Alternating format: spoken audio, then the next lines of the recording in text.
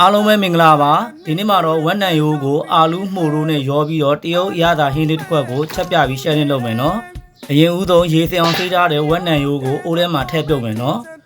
တခုသတိပြုရမှာကတော့ရေမစူခင်မှာနံရိုးလေးကိုထည့်ပြုတ်မယ်ဘာကြောင့်လဲဆိုတော့နံရိုးလေးမပွားအောင်လို့ပါနော်ကြစ်ကြစ်လေးလေးဖြစ်အောင်ဒါတွေကတော့တပွဲစုတဲ့အနေထားမှာနံရိုးလေးကိုပြန်ဆယ်ပြီးတော့ရေအေးထဲမှာပြန်ပြီးတော့ဆေးကြောပါမယ်နံရိုးလေးတွေကိုတန်းတင်ပြီးတော့အေးခံထားမယ်နော်ခဏခုနကယူနီဖော်ရာနံရိုးလေးကိုအချိုငယ်နေမယ်အချိုမုံလက်ဖက်သားသွန်းနှစ်စွန်းစားအနေငယ်ဖြူစီခမင်းသားသွန်းနှစ်စွန်းပြီးတော့ပဲငပြားကြီးအကြီးခမင်းသားသွန်းနှစ်စွန်း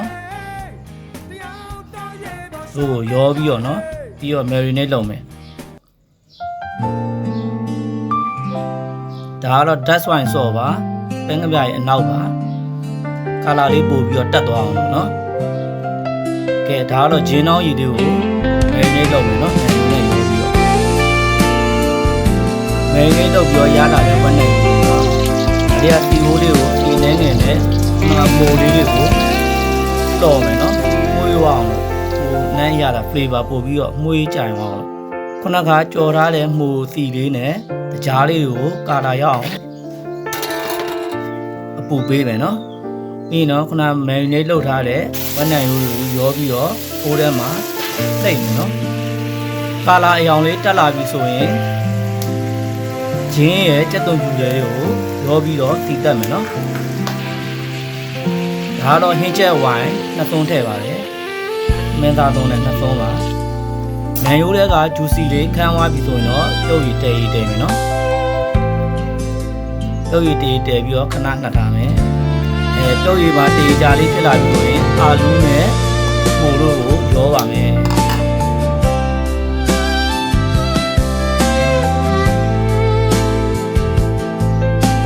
ါတွေကတော့5 spice ပေါင်း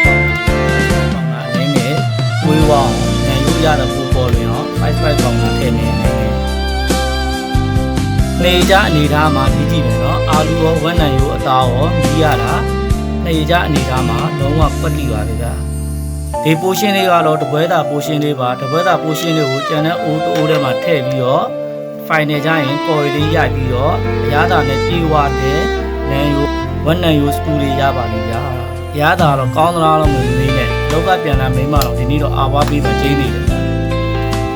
ဝက်နံရိုးထဲမှာအာလူရောခြင်းအပြင်ကာဗွန်ဟိုက်ဒရိတ်နဲ့ဖိုင်ဘာဓာတ်တွေပါတဲ့အတွက်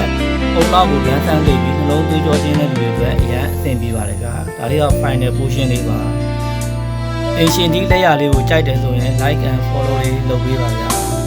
အားလုံးကိုကျေးဇူးပါ